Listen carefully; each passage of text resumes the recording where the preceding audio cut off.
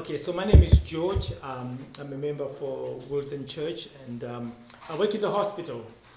என்னுடைய பேர் ஜார்ஜ். நான் வில்சன் மருத்துவமனையில் நான் வேலை பார்க்குறேன். நான் ஒரு மருத்துவ தொழிலில் இருக்கிற ஒரு நபர். Yeah, so I do this as a ministry. So I speak to churches, groups of people. Last week I was speaking to another church in London, Ghana. So I do this as a part-time. இந்த வகையான நிகழ்ச்சிகளை நான் நடத்துறது வழக்கம். இது எனக்கு விருப்பமும் கூட. நான் கானா திருச்சபையில் நான் இந்த ப்ரோக்ராம் நடத்தினேன். இது என்னுடைய எனக்கு ஒரு ஓடியம் அப்படின்னு. Okay, let's see if this is working. Okay, so நடக்கிறதா சரி. So that's my family. So I've got 3 girls and that's my wife. எனக்கு 3 பொம்பளை பிள்ளைங்க, என்னுடைய மனைவி, இதான் என்னுடைய குடும்பம். Yeah, so this is who we are. So basically what we do is to just help families with simple financial concepts. So we hope this information will help you. குடும்பங்களுக்கு ஒரு எளிதான ஃபினான்ஷியல் காரியங்கள், அதை இதான் எங்களுடைய நிறுவனம். இதன் மூலமாக நாங்கள் குடும்பங்களுக்கு தேவையான ஆலோசனைகளை, ஃபினான்ஸுக்கு தமிழ் என்ன, பொருளாதார காரியங்கள் சொல்றது உண்டு. So mostly we speak to families, groups of people, but also more importantly to husbands and wives, because some of the things may be more particular to a particular family. பொதுவாக நாங்கள் குடும்பங்களுக்காகவும் இல்லை நிறுவனங்களுக்காக நாங்கள் பேசுவது உண்டு. பொதுவாக கணவன் மனைவிக்கு நாங்கள் பேசுவது வழக்கம். ஏன்னா இது சில காரியங்கள் சில நபர்களுக்கு அது ரொம்ப முக்கியமாக வருது. So as I'm speaking to you, I want you to think of other people who may not be here but who will benefit from this information. So we can do the same presentation via Zoom with those particular families. இங்கே இல்லாத நபர்களுக்கும் இது பிரயோஜனமாக இருக்கணும். இது zoom மூலமாகவும் இந்த மாதிரி நிகழ்ச்சிகளை நம்ம திரும்பவும் பண்ணலாம். Okay, so basically, we have what are called the 5 pillars of financial stability. We have 5 pillars of financial stability. பொருளாதார ஒரு முதுகெலும்பு அப்படின்னு சொன்னால், ஒரு சரியாக இருக்கணும் அப்படின்னு சொன்னால் அதுக்கு ஒரு 5 முக்கியமான காரியங்கள் இருக்குது. அதை பற்றி பார்க்க போகிறோம். Okay, and we're going to go through these one at a time. So what we're saying to families, number 1, depending on where you are, because every family is different, you can accomplish all those things. Number 1 is you can get out of debt. Number 2, you can build savings, you can increase your wealth, you can retire in dignity and create a long-lasting legacy. So everything that's written on there, it is possible. நீங்கள் கடனை விட்டு வெளியில் வரலாம். நீங்கள் நல்ல ஒரு திடமான ஒரு பொருளாதாரம், அதாவது சேமிப்பை நீங்கள் செய்யலாம். உங்களுடைய கையில் இருக்கிற கையிருப்பை இன்னும் அது பெரிதாக மாற்றுவதற்கு நீங்கள் செயல்படலாம். அதே நேரத்தில் நீங்கள் வேலை விட்டு ரிட்டையர்மெண்ட் ஆகணும்னா அதுக்கும் ஒரு நல்ல ஒரு மதிப்போடு நீங்கள் ரிட்டையர் ஆகிறதுக்கு உங்கள் பண பலத்தை நீங்கள் ஸ்திரப்படுத்தி கொள்ளலாம். அதே நேரத்தில் உங்களுக்கு அருகாமையில் இருக்க உங்களுடைய நேசமான பிள்ளைகளுக்கு இல்லை உங்கள் குடும்பத்தினருக்கு அவங்களுக்கு ஒரு நல்ல ஒரு எதிர்காலத்தை நீங்கள் உருவாக்கலாம். Okay, thank you very much. So the first aspect or the first pillar is what we call wealth accumulation. முதல் காரியம் சேமிப்பு, பணம் சேமிப்பு, இல்லைன்னா பொருளாதார சேமிப்பு அப்படிங்கிறது சொன்னால் சரியாக இருக்கும்.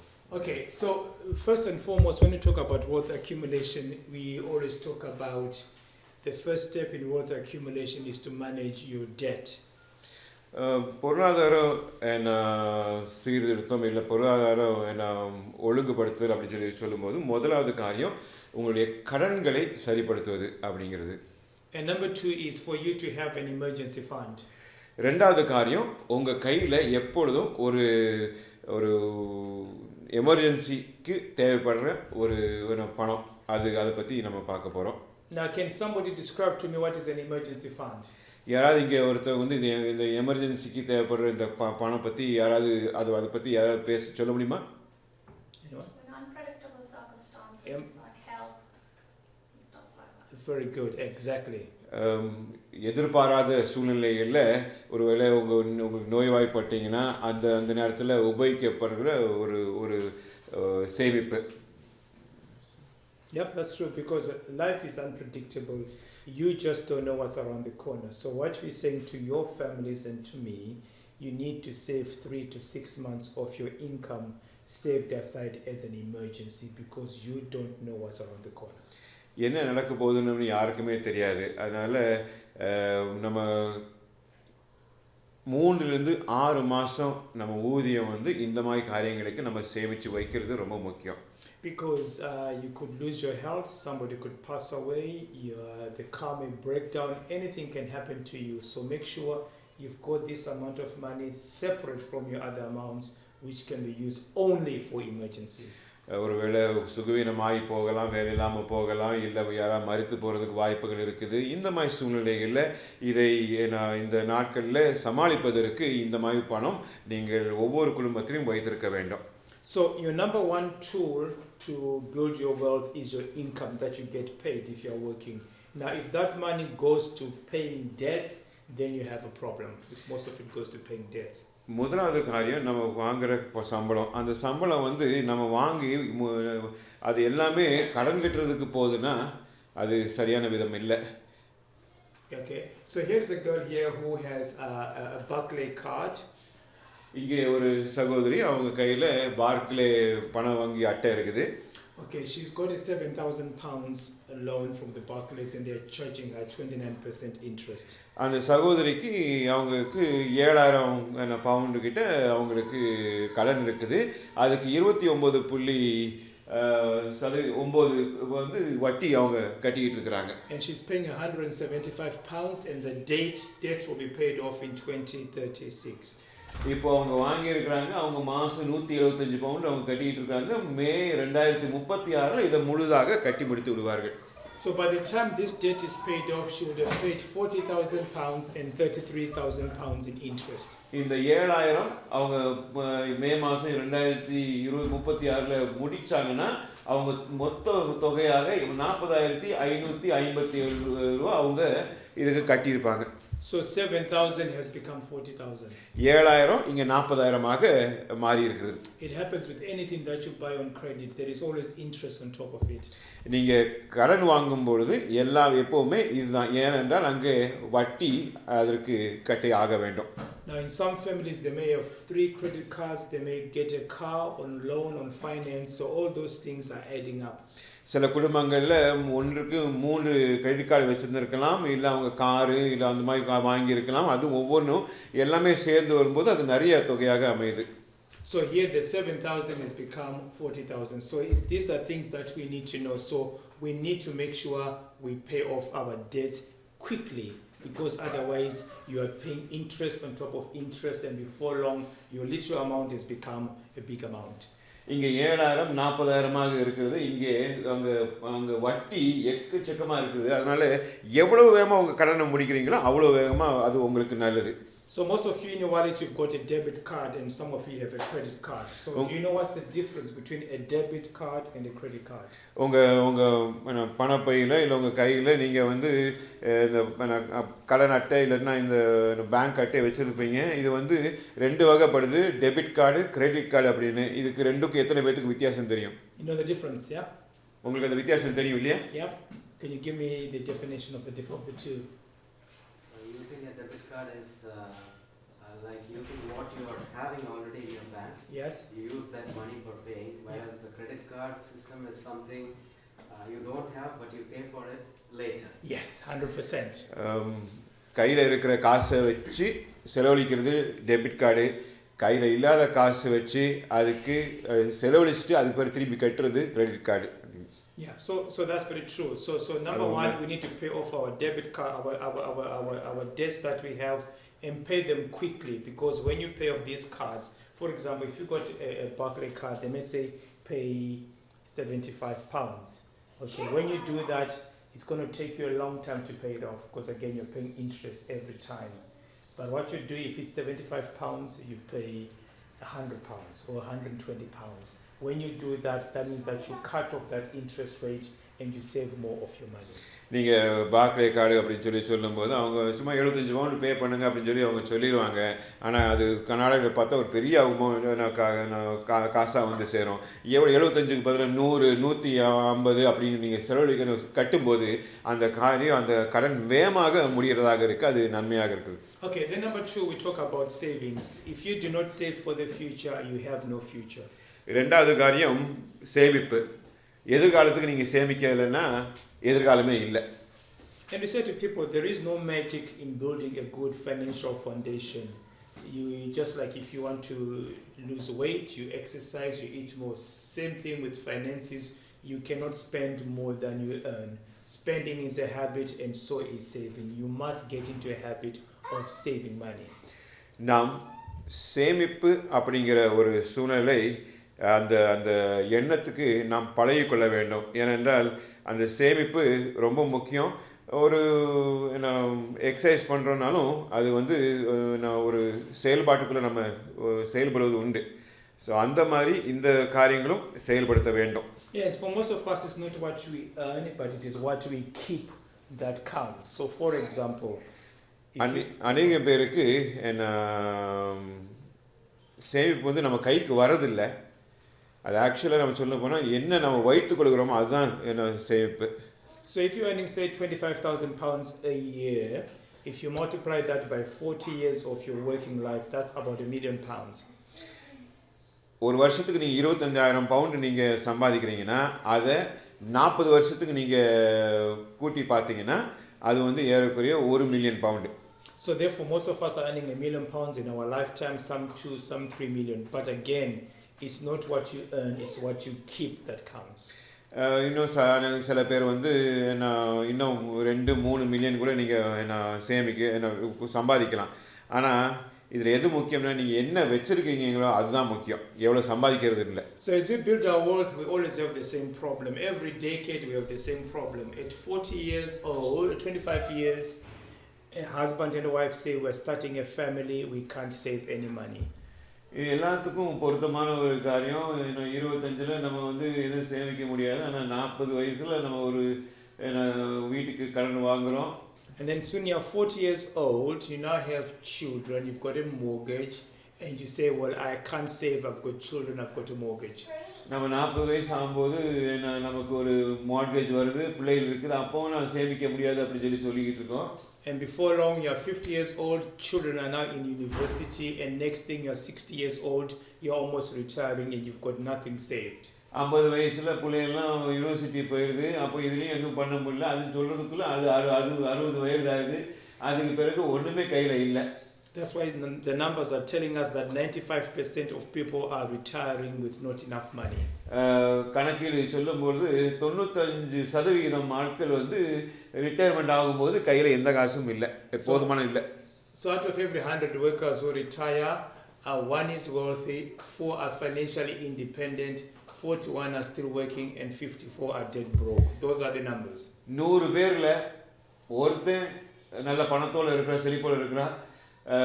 4 பேர் யாருக்கிட்டையும் காசுக்கு பிரச்சனை இல்லாமல் கொஞ்சம் பரவாயில்லாமல் இருக்கிறாங்க.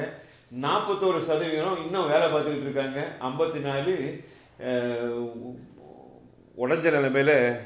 So most of us, if we do nothing, will be in this. The numbers do not lie, the numbers are clear.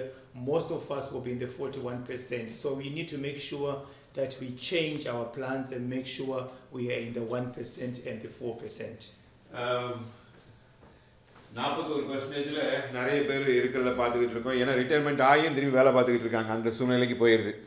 Okay, so therefore, what do we do? What we're suggesting is that you pay yourself first. What do we mean? When you get paid, you need to set aside 5 or 10% of your money and you save it for the future. 1 minute. இது present பண்ண முடியுமா ஜூமில்?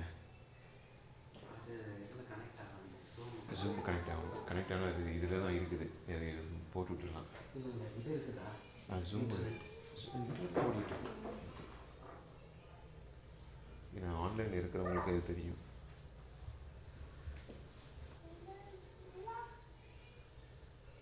Just connecting on the Zoom. Okay, So fine. members are there. So Oh, I see. Oh, okay. That's Sorry. fine. Okay.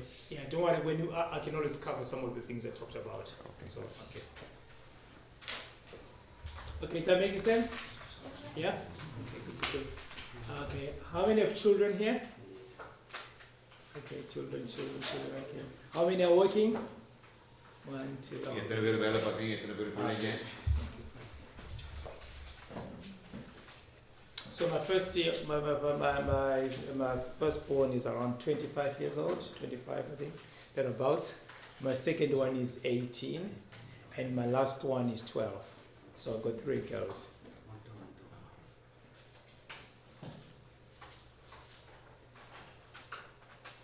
In the meantime, while they are sorting that out, anything you want to ask on what we covered so far?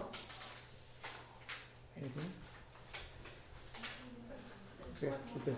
So most of you do exactly, yeah. So that is basic, and if you look at the debt ratio in the UK, it's quite high. Many people are in debt, and many people are struggling. So it is a major problem. And I think unless people do something about it, this will continue and passed on from family to family. And it's very interesting, as you know, the next quarter, once we finish this lesson study, the next quarter, do you know what it's all about? Our lesson study? It's about money, finances. If you look at the next quarterly that you have, the whole quarter will be talking about debt and money management and all those things. So money becomes important, and I think we know when you study the book of Revelation, it talks about that no man may buy or sell, save you where's the market will be. So buying and selling will become an important point. And the Bible talks about the world being consolidated, and it's going to be used as a tool to enforce worship. So it's very important that we become financially free. Can you just change it? I just want to see if it's changing automatically. Oh yeah, okay, good. அங்க இல்ல அது enable பண்ணிருக்கேன். And now it's working. It was something I saw.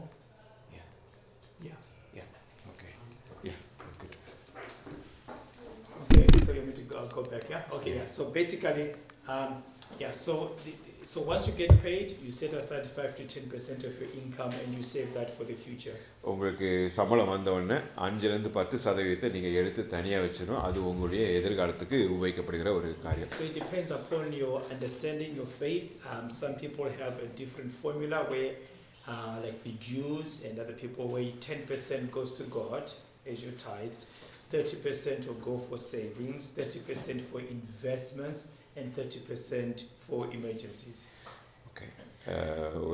ஒரு வருட காணிக்கை வருட சம்பளத்தில் எப்படி செயல்படுறாங்க அப்படின்னா 10% இந்த தசமபாகம் போயிடுது, 30% சேமிக்கு போயிடுது, இன்னொரு 30% முதலீடுக்கு போயிடுது, இன்னொரு 30% எமர்ஜென்சி ஃபண்டுக்காக செயல்படுத்த அப்படி பிரிக்கிறாங்க.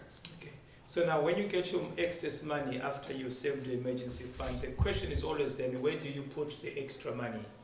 Okay, how many keep money under the pillow at home? எத்தனை பேர் தனானி கீழே பணம் வைக்கிறது வழக்கமாக வச்சுருக்கிறீங்க? கை வைத்துங்க. Most of us put money in the bank, is that right? Yeah? எல்லாருமே நம்ம வங்கியில் போடுறோம் இல்லையா? Okay, so but then you need to understand when you put your money in the bank, there is an item or a factor called inflation.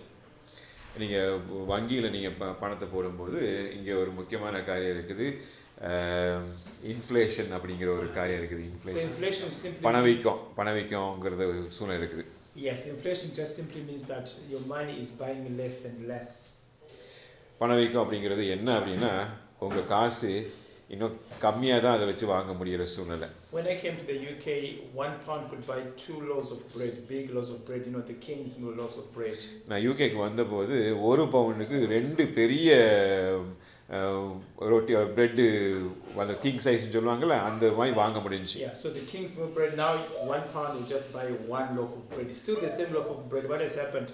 It's the cost of it's inflation. So basically, it's becoming more costly to buy the same item with the same amount of money. இப்போ பார்த்தீங்கன்னா அதே 1 பவுண்டுக்கு நான் ஒரு bread தான் வாங்க முடியுது. இதில் என்ன சொல்ல வரேன்னா இந்த பணவீக்கத்தினால அதோடைய மதிப்பு குறைஞ்சிட்டு வருது, இல்லை இன்னும் சொல்ல போனால் அதிகமாக காசு செலவழிக்க வேண்டியிருக்குது. So if you look at this example, £1,000 with a 2.5% inflation will be £884. So you still have £1,000 in your bank, but that £1,000 will be worth 884. நீங்கள் இங்கே 1000 பவுண்டு அவருக்கு ஒரு கணக்கு எடுத்தோம்னா அதில் 2.5 பணவீக்கம் இருந்துச்சுன்னா 5 வருஷத்தில் அது என்ன ஆயிருதுன்னா அந்த 1000 பவுண்டு 884 தான் இருக்குது.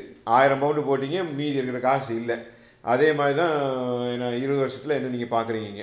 So saving money is not just enough, you need to put it into a place where it grows faster than inflation.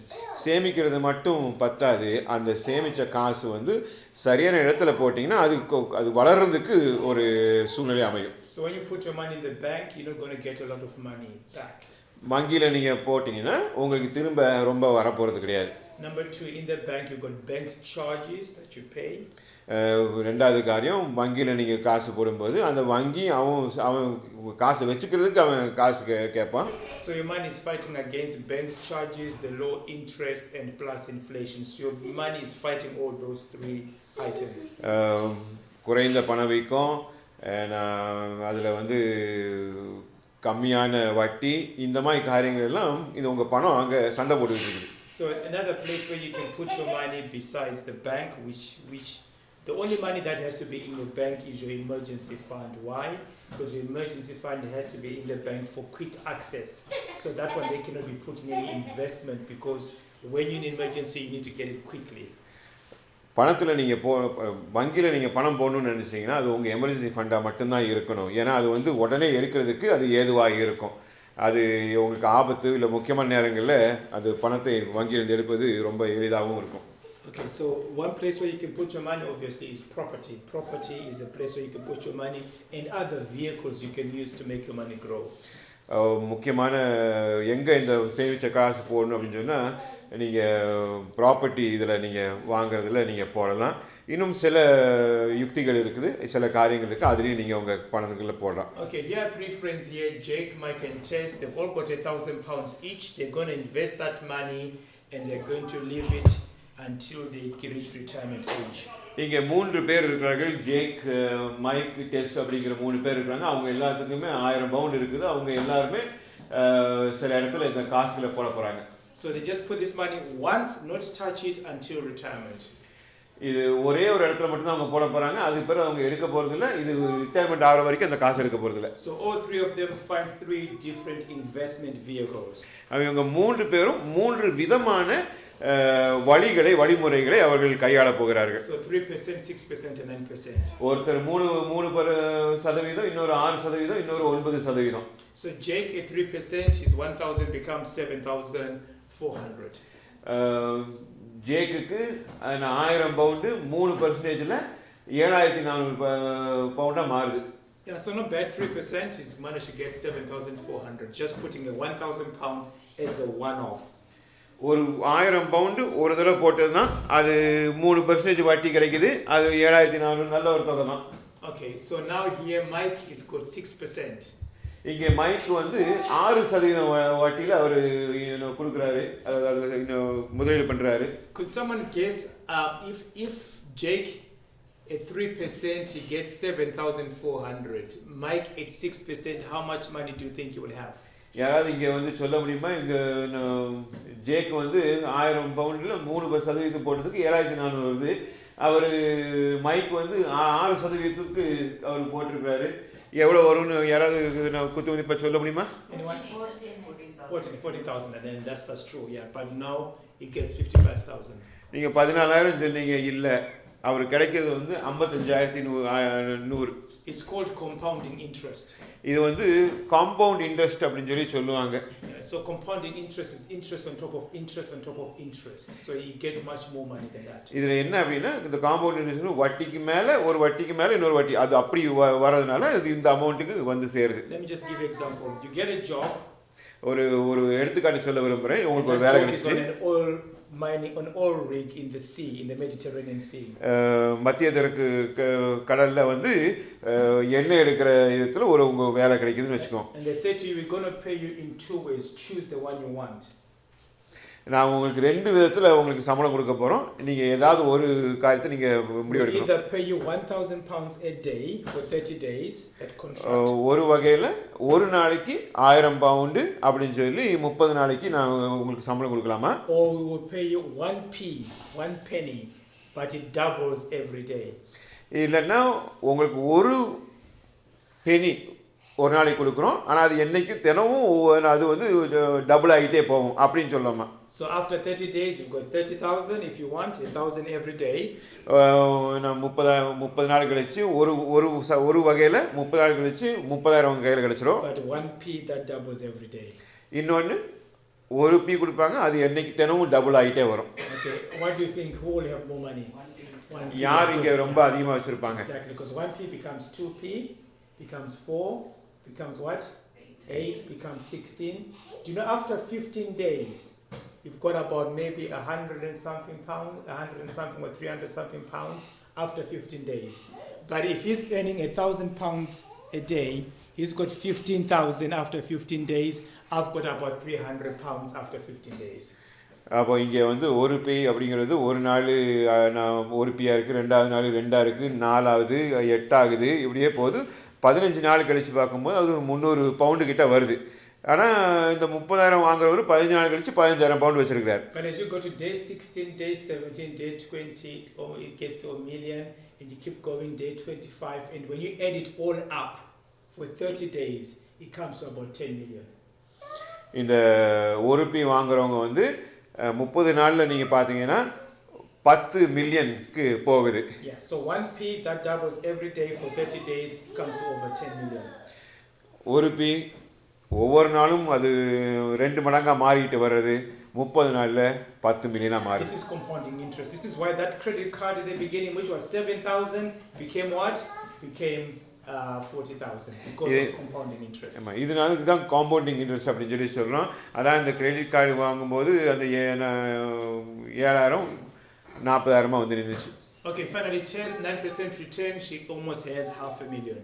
அப்போ இன்னொரு டெஸ்ட் அப்படிங்கிற அந்த சகோதரி 1000 பவுண்டு போட்டாங்க. 9% இதில் அவங்களுக்கு வர்றது 4,06,466 பவுண்டு அவங்களுக்கு கிடைச்சிருக்கு. Yeah, so it's important to know where you put your money. Don't just put your money anywhere, okay? If you're going to put your money in the bank, know that in the bank your money is not growing fast. You must know that. But clever people do not put money in the bank. You put your money in investments, in items that appreciate in value. புத்தி உள்ளவங்க அவங்க காசை வந்து சேமிப்பு வந்து பேங்க்கில் போடுறதில்ல. அவங்க வந்து எங்கே அந்த காசு பணம் கூட வருமோ அந்த இடத்துல அவங்க போடுறது வழக்கம். Yeah, also in terms of mortgage, you always say pay off your mortgage early, because when you pay off your mortgage early, again, there are many benefits. Some people say no, there's no need to pay off your mortgage early, but we say it's a good thing to pay off your mortgage early, because if you look at this mortgage amount, £250,000 for 25 years, interest rate 2.9%. When that mortgage is paid off, they would have paid £104,000 in interest and $354,000 back. So that's the typical mortgage. You're paying off the money as a normal mortgage. நீங்கள் mortgage வாங்கினாலும் சரி, அது எவ்வளோ வேகமாக முடிக்க முடியுமோ அதை முடிக்க பாருங்கள். ஏன்னா அந்த இதில் கணக்கில் பார்த்தீங்கன்னா நான் 2,500 250,000 அதாவது 2,50,000 பவுண்டு மார்ட்கேஜில் வந்துச்சுன்னா 25 வருஷத்தில் 2.98% பார்த்து நீங்கள் ஏறக்குறைய வட்டி மட்டுமே 1,04,000 வரைக்கும் 1,04,879 கட்டியிருக்கீங்க. அப்போ இது வேகமாக கட்டி முடிச்சிட்டிங்கன்னா உங்களுக்கு அந்த வட்டி அவ்வளோ தூரத்துக்கு வராது. But if you and your husband say, honey, let us put just an extra £100 towards the mortgage, just £100 every month.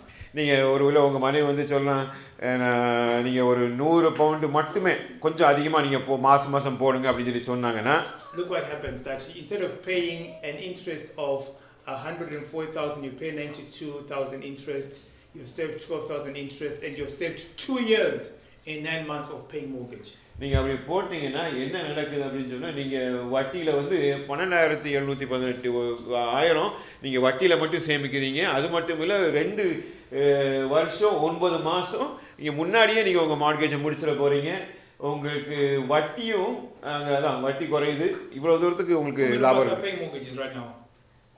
Yeah, can you imagine that if you are to just save 1 month of paying mortgage, if your bank says we're giving you a break, 1 month don't pay mortgage, that's going to be good news. Now can you imagine 2 years of not paying mortgage?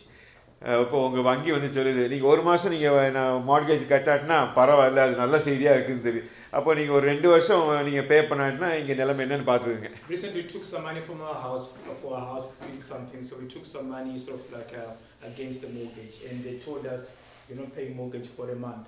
So we're paying about 1,400, 1,500 pounds on our mortgage. So they said, okay, because we're giving you this loan, you don't pay mortgage for the month. That was a lot of money. We're so happy. Just 1 month. So can you imagine doing something like this? You save yourself 2 years and 9 months. சமீபத்தில் நாங்கள் வீட்டுக்குலேருந்து ஒரு கடன் எடுக்க வேண்டி யோசித்தோம். அப்போ நீங்கள் ஒரு மாதம் நீங்கள் பே பண்ண வேண்டாம் அப்படின்னு சொல்லி சொன்னாங்க. அந்த ஒரு மாதம் பே பண்ணேன்னா இங்கே நிலைமை என்ன அப்படிங்கிறது நீங்கள் பார்த்துங்க. And if you guys do, go cold turkey, you put an extra £1,000, you decide to do that, you say we're going to do this for a short time again, you do that again, you save yourself 13 years. So your 25-year mortgage is cut by almost half, by half. So again, just put in an extra £1,000. So these things are possible. இன்னொரு 1000 pound நீங்கள் மாதம் போட்டிங்கன்னா இங்கே நிலைமை எப்படி பாருங்கள். அப்படியே 13 வருஷம் நீங்கள் ஏறக்குறைய 14 வருஷத்தை நீங்கள் உங்கள் மார்கேஜ் வந்து கட் பண்ணுறீங்க. நீங்கள் எவ்வளோ வட்டி சேமிச்சிருக்கீங்கன்னா 60,000 கிட்ட வட்டி 60,355 வரைக்கும் வட்டி சேமிச்சிருக்கீங்க. And these are the ways you can pay off your mortgage early. Number one is that you can ask for a shorter term. You can call your bank, your mortgage provider, and ask for a shorter term. நீங்கள் எப்படியெல்லாம் நீங்கள் உங்கள் மார்கேஜை குறைக்கணும்னா உங்கள் வங்கியை நீங்கள் கூப்பிட்டு ஒரு குறுகிய கால மார்கேஜை நீங்கள் கேட்கலாம். Yeah. Number two, you can pay extra monthly payments a month, like £100 every month.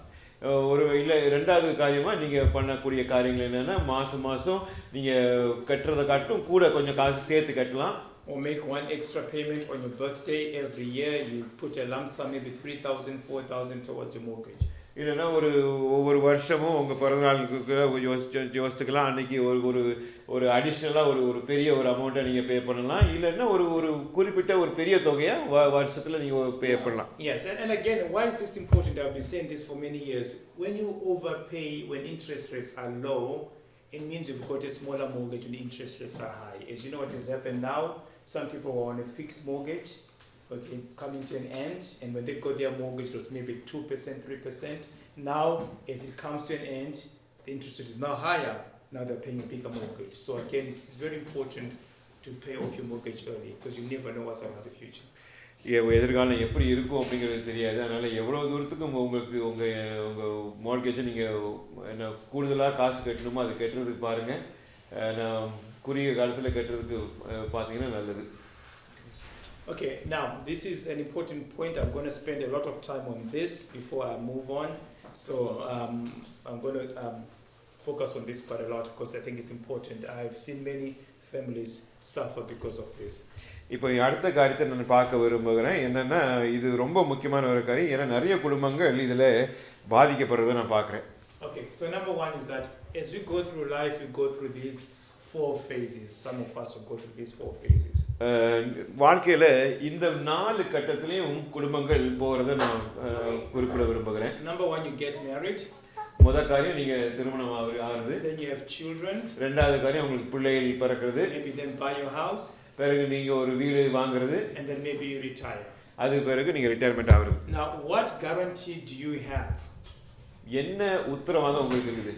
That you reach to number 4. நீங்கள் வந்து 4வது கட்டத்துக்கு நீங்கள் போவீங்க.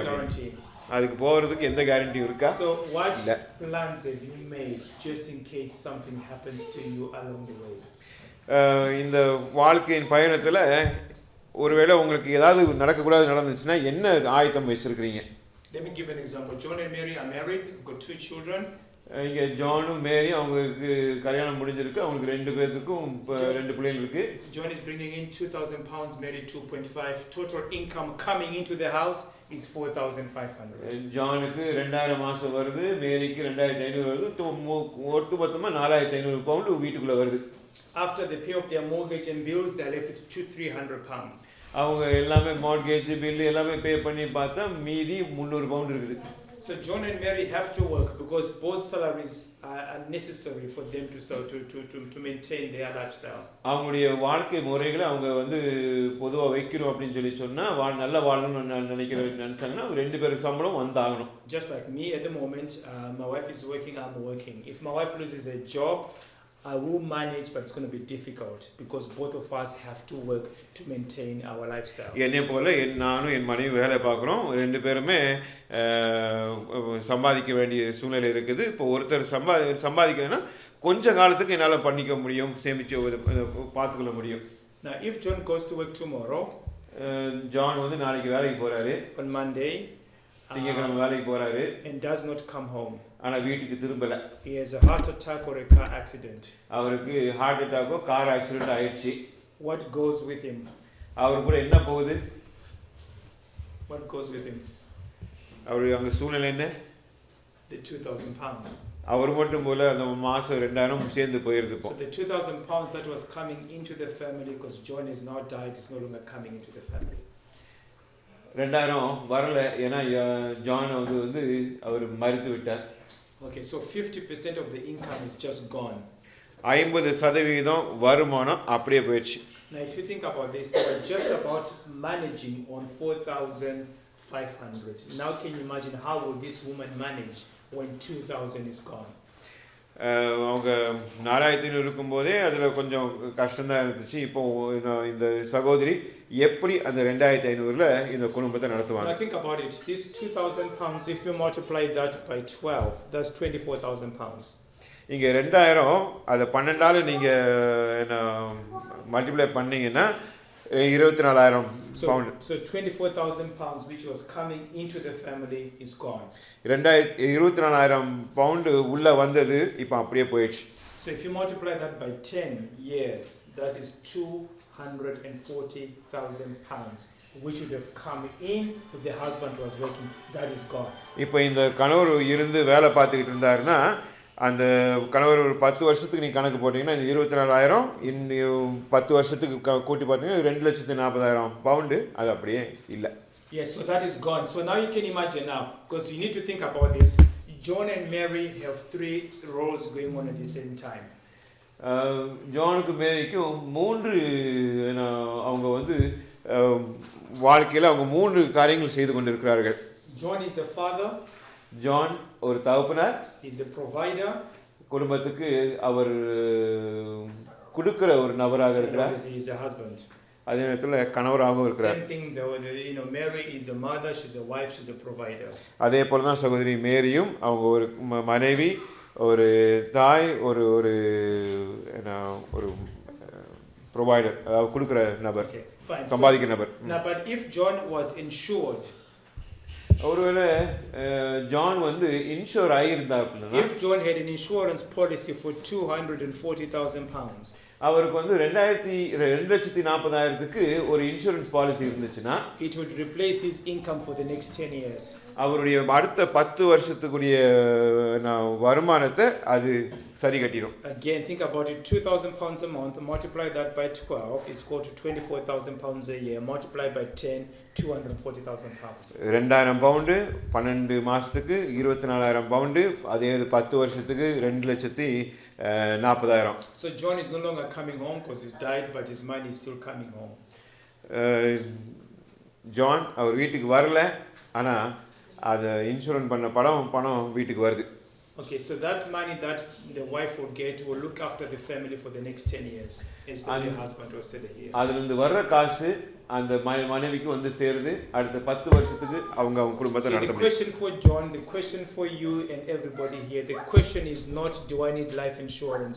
That's the wrong question. The right question is if something happens to me today, what's going to happen to my wife or my husband and my children?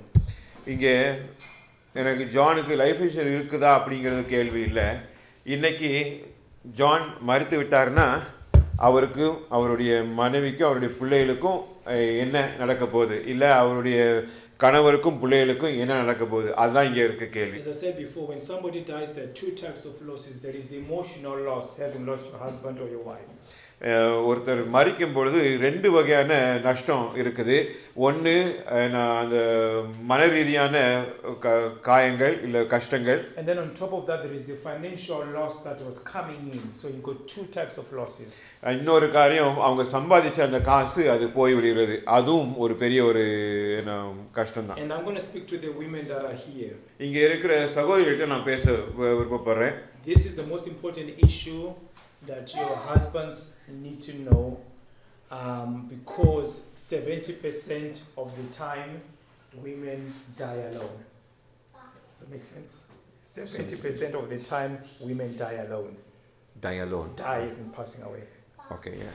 இதில் முக்கியமாக நீங்கள் தெரிஞ்சுக்கொள்ள வேண்டியது என்னென்னா, இங்கே 70% குடும்பங்களில் பார்த்தீங்கன்னா சகோதரிகள் தனியாக மரிக்கிறது வழக்கமாக இருக்குது. So the numbers tell us that 70% of men. இங்கே எண்ணிக்கை என்ன சொல்லுதுன்னா 70% ஆண்கள். Okay, 70% of men die married. Does that make sense? 70% ஆண் மகன்கள் திருமணமாகி அவங்க இறக்குறாங்க. And 70% of women die alone. 70% of women die alone. 70% மனைவிமார்கள் தனியாக இறக்கிறார்கள். The reason why is that because when usually men tend to marry women younger than themselves, number one. முதலாவது காரியம், ஆண்கள் தங்களை காட்டிலும் இளமையான மனைவிகளை அவர்கள் திருமணம் பண்ணுவது உண்டு. Number two, the numbers tend to tell us that women tend to live longer than men. ரெண்டாவது காரியம், ஸ்திரீகள் மனைவிகள் அவங்க ஆண்களை காட்டிலும் கணவர்களை காட்டிலும் அதிகமாக வாழ்றது பார்க்குறோம். Women tend to handle stress better than men. மன அழுத்தத்தை பெண்கள் ஆண்களை காட்டிலும் நன்றாக பார்த்து கொள்கிறார்கள். There's a high chance that the husbands will die first. இதில் ரொம்ப முக்கியமான காரியம் என்னென்னா, கணவர்கள் முதலாவதாக மரிக்கிறது அதிக சாதிகமாக இருக்குது. So the numbers are right. If the numbers are right and I'm no exception, most likely I may die first before my wife. இந்த நம்பர்கள்லாம் இந்த ஸ்ட்ராட்டஜிலாம் சரியாக இருக்கிறதுனால நான் சொல்லுது, இது எண்ணிக்கைப்படி பார்த்தா நான் என்னுடைய மனைவிக்கு முன்பாக நான் இறந்து போகிறது சொல்லுது. So I will be married when I die. அப்போ நான் மரிக்கும்போது நான் இன்னும் திருமணத்தில் இருக்கிற ஒரு நபராக இருப்பேன். But then when I die, the chances are my wife obviously will be dying alone because she will be a widow. நான் இதில் முக்கியமாக இன்னொரு காரியம் சொல்லணும்னா, நான் என் மனைவி மரிக்கும் பொழுது அவங்க ஏற்கனவே விதையாக இருந்திருப்பாங்க, அவங்க தனியாக தான் மரிக்க வேண்டியிருக்கும். So as women, you need to understand that if anything happens to your husbands, இங்கே ஸ்திரீகள் நீங்கள் நினைவுகளை கொள்ள வேண்டியது, உங்கள் கணவருக்கு ஏதாவது ஆயிட்டுனா you are going to live with the consequences, good or bad, of how much insurance your husbands have. உங்களுக்கு அவங்க மரிக்கிறது மூலமாக அது நன்மையோ தீமையோ எல்லாத்தையும் நீங்கள் சமாளிக்க வேண்டிய சூழ்நிலை வந்துருக்கீங்க. So it is vitally important that as women you know that your husbands are properly insured, because if they are not properly insured, if anything happens to them, you are going to suffer and the children. நீங்கள் உங்கள் கணவர் நீங்கள் insure ஆகி இருக்கிறது ரொம்ப முக்கியம். இல்லைன்னா நீங்களும் உங்கள் பிள்ளைகளும் தான் அதில் கஷ்டப்பட போகிறீங்க. Okay, so it's very important. We'll come to this because again it's going to spend more time on this one here. திருப்பி இதுக்கு வருவோம். Case of two widows. இங்கே ஒரு ரெண்டு விதவைகள் இருக்கிறாங்க. Two widows in one church in one neighborhood, both of them lose their husbands. ரெண்டு பேருமே அவங்க கணவனை இழக்கிறாங்க. One widow, everything is lost. அவங்க ஒரு விதவைக்கு எல்லாமே அவங்க இழந்து விடுறாங்க. The husband was not insured, the husband did not leave any money, and then she has to struggle for the rest of her life and the children as well. அவங்க கணவருக்கு எந்த இன்சூரன்ஸும் இல்லை, அவங்க எந்த சேமிப்பும் இல்லை, அதனால் அந்த பணம் அப்படியே போயிடுது. அது அவங்களுக்கு மீதி இருக்கிற வாழ்நாள் முழுக்க பெரிய பாடு தான். But the other widow, because the husband had left some money, was properly insured, everything was okay, he had a will, he had a trust, when he died, the family is taken care of. அடுத்த கணவர் மறைக்கும் பொழுது அவருக்கு ஒரு insurance இருந்துச்சோ இல்லை அவர் கையில் இருந்த நிறைய காசு இருந்துச்சோ அந்த காரியங்கள் அவரையும் அவருடைய மனைவியும் அவருடைய பிள்ளைகளையும் அது பார்த்து கொண்டது. Okay, you've all heard of GoFundMe. Yeah, people are going to GoFundMe to raise money for funerals. Then GoFundMe is not a good strategy. You don't plan your life based upon charity donations from other people. இன்னும் இந்த மாதிரி சூழ்நிலை வரும்போது கோஃபண்ட்மிங்கிற சொல்லி எல்லார்ட்டையும் காசு கேட்குற ஒரு வழக்கம் இருக்குது. ஆனால் அப்படி ஒரு நிர்வாகத்தை நம்ம குடும்பத்தில் மற்றவங்ககிட்ட எனக்கு காசு கொடுங்கன்னு கேட்டு நம்ம பண்ண முடியாது. Is this the legacy you want to leave for your children, whereby husband and wife have died and uncle is gone on GoFundMe to raise money for these children? That is not a good legacy. கணவனும் மனைவி இறந்து போகிறாங்க. அப்போ uncle போய் கோஃபண்ட்மிக்கு போய் காசு கேட்டு குடும்பத்தை காப்பாற்றணும்னு சொல்கிறாரு. இது நல்லவா இருக்குது பார்க்குறதுக்கு? Okay, so it's very important. So for me, the question is very simple. If I die today what will happen to my family? எனக்கு இதில் ஒரு எளிதான கேள்வி தான். இப்போ இன்னைக்கு நான் இறந்தேன்னா என் குடும்பத்துக்கு என்ன ஆகும் அப்படிங்கிற ஒரு So கேள்வி. if I die today on Saturday, my insurance policy will provide for my family what I would have provided if I was still alive. நான் உயிரோடு இருக்கிற நேரத்தில் நான் என்ன செய்யணுமோ அந்த காரியத்தை நான் இன்சூரன்ஸ் கம்பெனி நான் மறித்த பிறகு அதை செய்யும். Every man needs to make sure that if anything happens to you, your family is well taken care of. That is எல்லா ஆண்களும் இங்கே இருக்கிறவர்களும் நான் மறித்தால் என்னுடைய குடும்பம் பார்த்து கொள்ளப்பட வேண்டும் என்பதற்கு அவர்களுக்கு தேவையான காரியத்தை அவங்க செய்ய வேண்டும். So my policy does a lot of things. I've got several policies. But number one, it will pay for any debts that I have if I have any debts. என்னுடைய இன்சூரன்ஸ் பாலிசி என்னெல்லாம் பண்ணும்னா நான் வந்து எனக்கு கடன் இருந்துச்சுன்னா அதையும் அதை பார்த்துக்கிறோம். It will leave an income for my wife. என்னுடைய மனைவிக்கு ஒரு தொடர்ச்சியான ஒரு மாதம் காசு அது கொடுக்கும். It will pay for the mortgage. என்னுடைய மார்கேஜ் அது நான் முடித்துவிடும். And it will leave extras for the children. பிள்ளைகளுக்கு தேவையான கூடுதலான பணத்தையும் அது கொடுக்கும். So basically when I die, I do not take, I enrich my family. When I die, I do not take, I now enrich. Does that make sense? நான் வந்து மரிக்கும் பொழுது நான் எதையும் எடுத்துகிட்டு போகிறது இல்லை, ஆனால் என்னுடைய குடும்பத்தை நான் இன்னும் அவங்க வாழுவதற்கு காரியங்களை செய்துவிட்டு வருகிறேன். And for some people who may think that it's very difficult, the least that you can do as a husband or as a wife is to get a funeral policy, so that if you die, your family, your children struggle to bury you at least. That's the minimum. Okay, so I'm saying that for people who cannot get an outright policy, insurance policy, get a funeral cover, so that at least if you pass away, your husband, your wife is not looking for 10,000 pounds or whatever it is to bury you. அப்போது இதில் வந்து நீங்கள் மாதம் வருஷம் வாழ்நாளுக்கு insurance எடுக்காட்டினாலும் பரவாயில்ல, ஒரு funeral இன்சூரன்ஸாவது எடுத்து வச்சுக்கோங்க. அப்போ அந்த மறிக்கும் பொழுது 10,000 பவுண்டு கிட்ட செலவழிக்க வேண்டிய சூழ்நிலையும் வராது. Okay, and also another thing is, so when you talk about insurance, there is what is called critical illness cover or serious illness cover.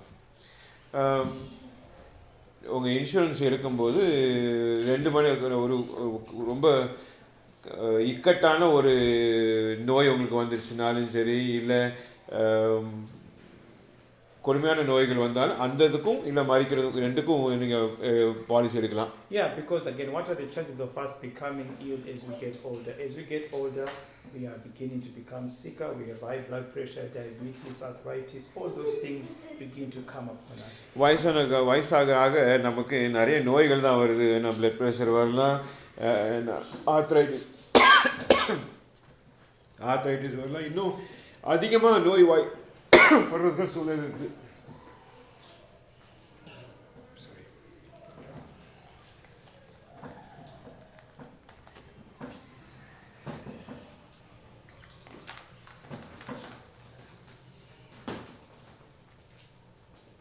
Yeah, so those conditions are there because again, it's not just about passing away, but what if you become ill? What if you're the main breadwinner and you become ill? What's going to happen to the mortgage? What's going to happen to your wife and kids?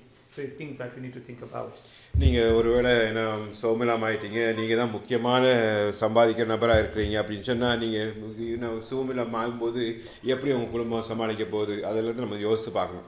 Yeah, because the numbers tell us that every maybe 2 minutes somebody is being diagnosed with cancer, thereabouts, depending upon your sources. Every 5 minutes, somebody is having a heart attack. Every 7 to 8 to 12 minutes, somebody is having a stroke. It can happen to any of us.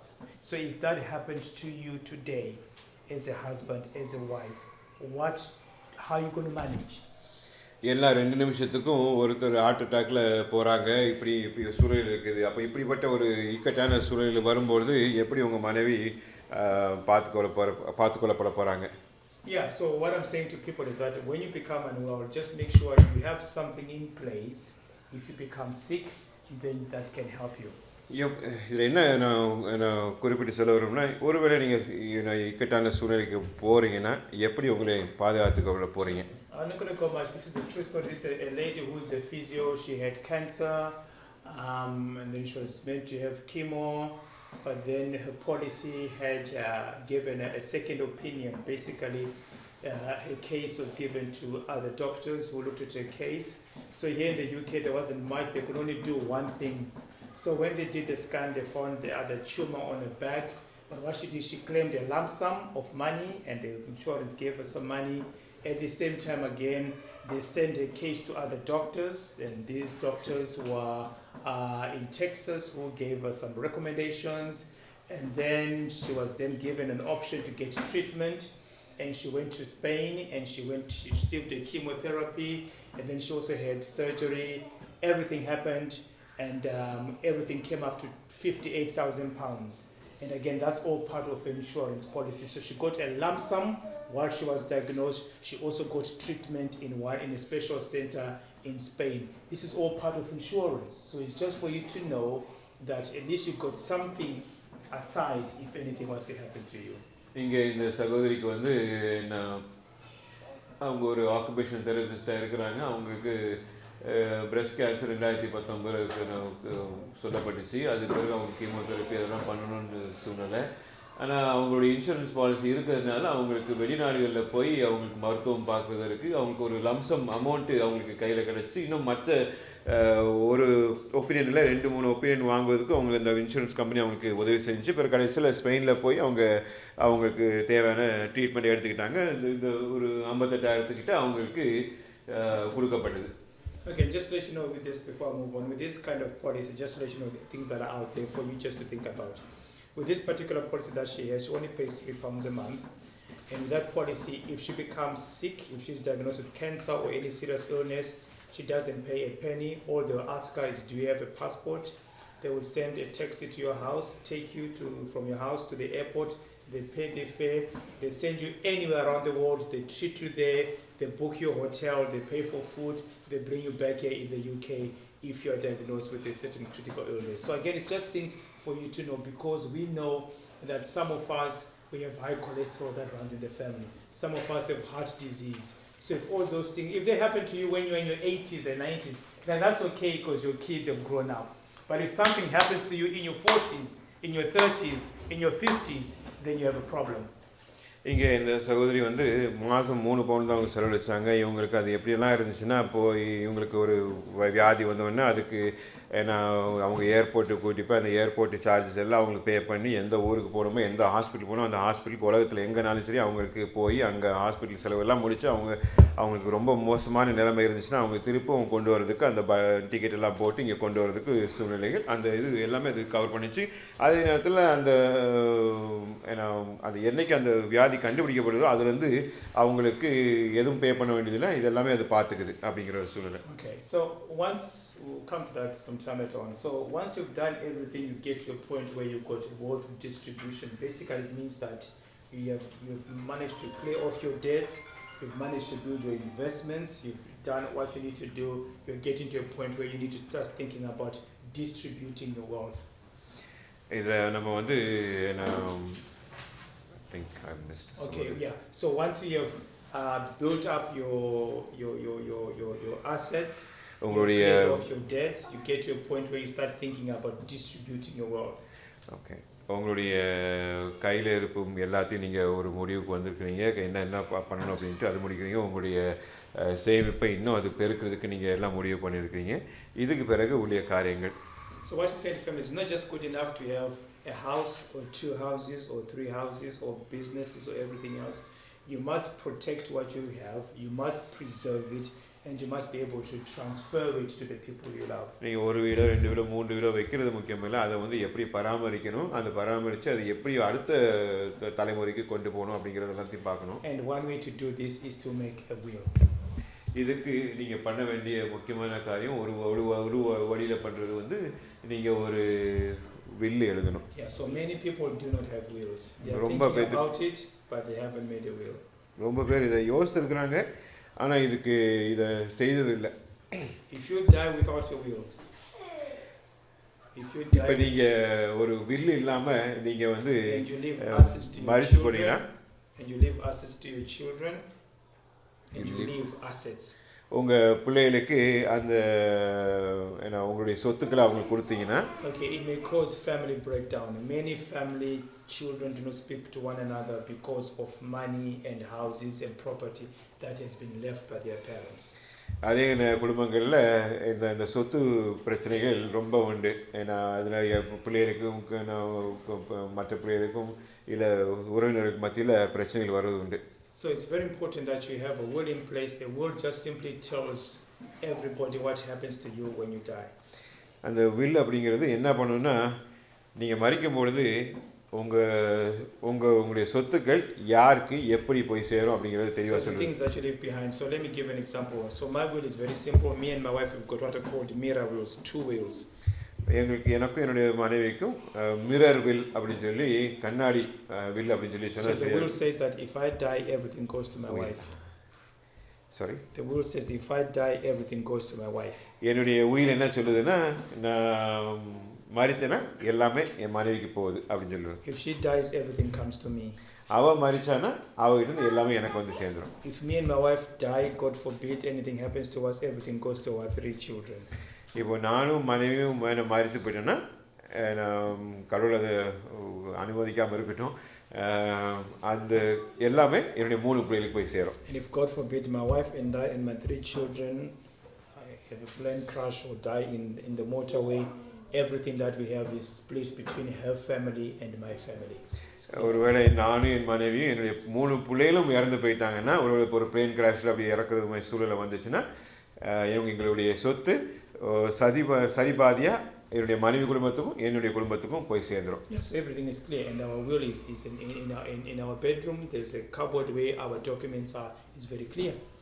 என்னுடைய பெட்ரூமில் அந்த உயில் வைக்கப்படுகிறது. என்னுடைய அது ஒரு கபோர்டில் அது கரெக்டாக இருக்குது. எல்லாத்துக்கும் அது தெளிவாக இருக்குது. And it's very important that we keep our documents in one place, because there are many men who have died, left lots of money, but their wives don't even know where the money is. Why? Because everything is not put together. உங்கள் document எல்லாமே ஒரு இடத்துல வைக்கிறது ரொம்ப முக்கியம். ஏன் அப்படின்னா, அநேக ஆண்கள் கணவர்மார்கள் வெவ்வேறு இடத்துல வச்சதுனால அவங்க மனைவி கூட அவங்க என்ன வச்சிருக்காங்கிற அளவுக்கு தெரியாமல் அவங்க வாழ்ந்துக்கலாம். There's men or women, whatever we're doing, we may be doing lots of things. Men may be in investments, or you may have money in other things. Just make sure you've got a file that is there which says if anything happens to you, everything is there. So your wife will know, oh, I called this company, or he's got these shares, or he's got this insurance policy. If your wife doesn't know where everything is, there is money that could be just there sitting because your wife doesn't know. Because many husbands do things, maybe other things that their wives don't know about. எல்லாமே ஒரு இடத்துல வச்சு அது கரெக்டாக கணக்கெடுத்து கரெக்டாக அது file பண்ணி வைக்கலான்னா உங்கள் மனைவிக்கு அது தெரிய போகிறது கிடையாது. அதே நேரங்களில் இங்கே இருக்கிற சூழ்நிலை என்னென்னா, கணவர்மார்கள் எங்கேயாவது போய் அவங்க பணத்தை முதலீடு பண்ணிவிட்டு அவங்க வச்சுருக்கிறாங்க, வீட்டில் தெரியாமல் வச்சுருக்கிறாங்க. தெரியாமல் வைக்கும்போது அவங்களுக்கு ஒன்று ஆயிடுச்சுன்னா அது அப்படியே போச்சு, அது அப்படியே ஒரு பிரயோஜனம் இல்லாமல் இருக்கிற ஒரு சூழ்நிலை அமையுது. அதனால் எல்லாமே சரியாக எடுத்து அது சரியாக கணக்கெடுத்து சரியாக என்ன உங்கள் மனைவிக்கு தெரியப்படுத்துறது, இல்லைன்னா மனைவியில் கணவருக்கு அதே மாதிரி தெரியப்படுத்துறது ரொம்ப முக்கியம். And that makes it easier because again children will know where the documents are, your wife will know where the documents are, and that's what's important, because sometimes some husbands die, their wives are financially illiterate and they suffer and they struggle not knowing that there is help, that their husband has lots of money stashed somewhere else simply because they haven't put everything together. So I think I'm saying to all of us, because we don't know what is ahead, just make sure you've got this file which is everything that you have, so that if anything happens to you tomorrow, your wife can open the file, your husband can open the file and know exactly what to do. நாளைக்கு ஏதாவது ஆயிடுச்சுன்னா என்ன சூழ்நிலை, அதனால் எல்லாமே சரியான ஒரு ஃபைலில் போட்டு எல்லாமே சரியாக வைக்கிறது, எல்லாருமே ஒரு திறந்து பார்க்குறதுக்கு, உங்களுக்கு ஏதாவது ஆச்சுன்னா மனைவிக்கு ஏதாவது ஆச்சுன்னா நீங்களோ திறந்து பார்க்குற அளவுக்கு அது சரியான வழிமுறைப்படுத்தி அது சரியாக வைக்கிறது ரொம்ப முக்கியம். Yeah, these are famous people who died without wills. They were young people are dying as well. So don't just think that dying is for old people. People are dying in their 40s, their 50s, and some of them live millions, but they never thought they would die soon, because you just never know what is around the corner. இங்கே இருக்கிற நபர்கள் எல்லாருமே உலக பிரசித்தி பெற்ற நபர்கள், ஆனால் எந்த உயிரும் எழுதாமல் போயிட்டாங்க. அதனால் அவங்க காசுகள் எப்படி போச்சுங்கிறது ஒன்றும் அதுக்கு எப்படிங்கிறது சொல்லவே முடியல. Okay, also one thing you need to think about, when you make a will, in there is somebody called a guardian whom you can choose. நீங்கள் ஒரு உயிர் எழுதும்போது உங்கள் பிள்ளைகளுக்கு கார்டியன் யார் அப்படிங்கிறது நீங்கள் முடிவு பண்ணலாம். Okay, fine. So a guardian is somebody whom you choose. You've got a child who is, say, maybe 5 or 7 or anything like that, you've got that young child, so you say in that will, if anything happens to me or me and my husband, I want so and so to look after my child. That person is called a guardian and that person is in your will. உங்கள் யாராவது ஒருவேளை நீங்கள் இறந்து போயிட்டீங்கன்னா உங்களுக்கு ஒரு 5, 6, 7 வயசில் பிள்ளைகள் இருக்குது அப்படின்னு சொன்னால் உங்கள் உயிரில் நீங்கள் எழுதி வைக்கலாம், எனக்கு ஏதாவது எங்களுக்கு ஆயிடுச்சுன்னா இவங்க அந்த பிள்ளைகளை பார்த்துக்கணும் அப்படின்னு சொல்லி அவங்கள நீங்கள் நியமிக்கணும், அவங்க தான் கார்டியன் அப்படிங்கிறோம். Especially if you're single. I mean, there are people who have died during COVID, and they have children. Husbands and wives have died during COVID. I know of a couple who died and left young children. So, who's going to look after those children? So again, when you make your will, a guardian is designated in your will. You choose somebody who will look after your child when you are unwell. உங்கள் உயிர் எழுதும்போது நீங்கள் இறந்த பிறகு யார் உங்கள் பிள்ளைகளை பார்த்துக்குவா அப்படிங்கிறத நீங்கள் அதை எழுத வேண்டியிருக்கும். கோவிட் காலங்களில் தகப்பனும் தாய் 2 பேருமே கோவிட் இறந்துட்டாங்க, பிள்ளைகளை அப்படியே அனாதை இருக்கிற சூழ்நிலை ஆச்சு. ஸோ யார் அவங்க பார்த்துக்கிறாங்கிறத நீங்கள் அதுக்கு உயிரில் எழுதுவீங்க. Okay, fine. Have you heard of trust? How many have heard of trust? Trust அப்படிங்கிறத பற்றி நீங்கள் எத்தனை பேர் கேள்விப்பட்டுக்கிறீங்க? Trust? யாராவது? Trust. Okay, so a trust basically is a vehicle you use to protect the assets that you have for the benefit of your beneficiaries, your children. இந்த trust அப்படிங்கிறது உங்களுடைய பிள்ளைகளை பார்த்துக்கிறவர்களுக்கு கொடுக்கக்கூடிய ஒரு வருமானம், அது உங்களுடைய நீங்கள் ஏற்படுத்துகிற ஒரு காரியம், அந்த ட்ரஸ்ட் அப்படின்னு. Okay, fine. So therefore, if I have this thing that is mine here, I can say to somebody, can you hold this thing? And then when my son comes, you give him this remote. So I'm the person who is giving the donor. While he's holding it, he becomes the trustee. And then when my son comes, he gives it to my son who is the beneficiary. Okay, இது ஒரு எடுத்துக்காட்டு சொல்லணும்னா, இதை என்னுடைய ஒரு நபருக்கு, எனக்கு தெரிஞ்ச நபருக்கு நான் இதை கொடுக்குறேன். இது எது கொடுக்குறேன்னா என் மகன் வரும்போது அவங்ககிட்ட கொடுத்துடணும் அப்படின்னு சொல்கிறேன். அப்போது இதில் who is the beneficiary? The children.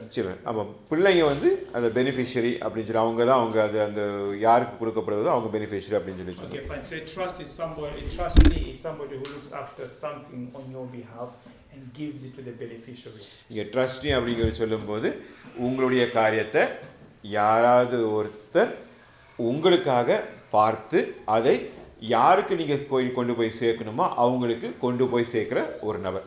If you just go to the nearest hospital here, Northwick Park Hospital is a trust. Basically, the hospital itself, is owned by the government. But the government chooses trustees who will look after that hospital on behalf of the beneficiaries, which is you, the public.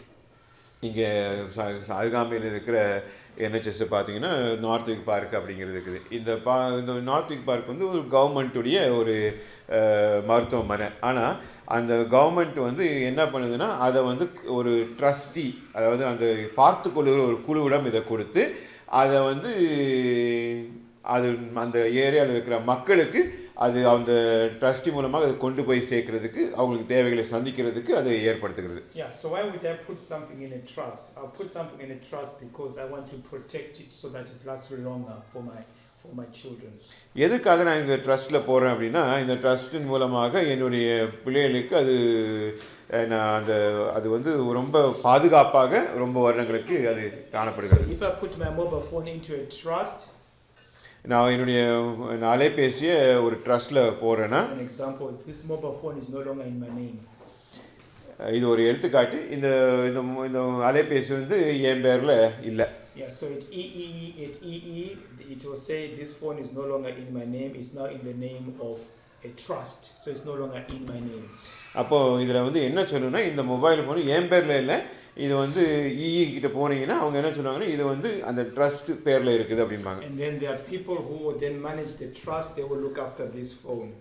அப்போ இந்த ட்ரஸ்ட்டை பார்த்துக்கொள்கிற நபர்கள் இந்த அலைபேசி அவங்க பார்த்துக்கொள்வாங்க. And then I can tell them that look after this phone for 3 years, do everything.